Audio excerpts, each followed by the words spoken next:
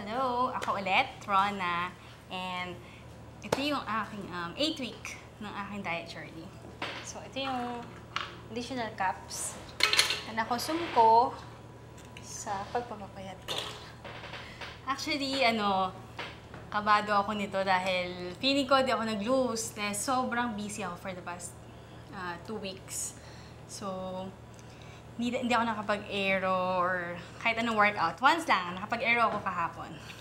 Para lang humabol ngayon. Pero, ayun, ina-expect ko nag-gain ako. Kasi nga, hindi ako masyado nag-diet at saka nag-workout.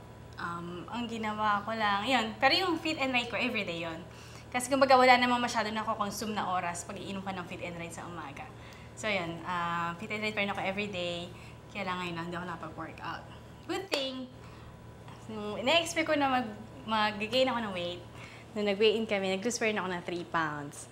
Celebrity idol ko sa international si Beyonce. Gusto ko yung abs niya, tsaka yung butt. Super sexy, at saka si J-Lo. So, super pangarap ko maging ganun yung katawan ko, tsaka yung chan ko. Sa local naman, si Alicia Mayer. Idol ko yun. Kasi bukod sa parang kami ng complexion, morena.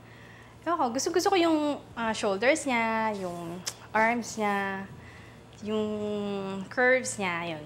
So, yun yung gusto ko ma-achieve na maging itsura ko soon. Maraming nakapansin. Unang-una sa Facebook. Sa Facebook, once na na-post ako, talaga trending yan. Sunod-sunod dyan. Congrats! So, super payat mo na. Nagugulat sila, ano ginawa mo. Tapos, sila, fit and right na rin kami. Siyempre, thankful naman ako sa kanila. Super happy naman ako kasi masarap sa feeling yung lahat sa'yo, yung lahat ng tao masaya para sa'yo. Hindi yung naiinggit or naiinis.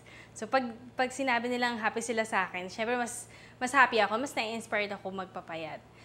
Personal fitness goal ko, yun, siyempre, soon makapag-2-piece ako. Yun pa kasi hindi ko nagawa sa buong buhay ko. Pinakamahirap na nag-give up ko, siguro yung rice.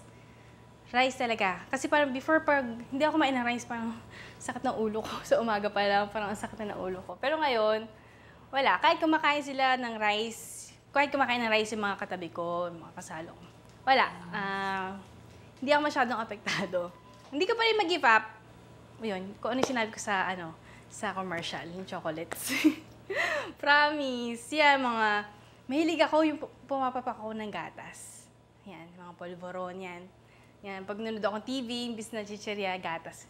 Kinakain ko yung gatas. Please like our Fit and Right fan page and please add me on Facebook. It's facebook.com/stepup.ronaby.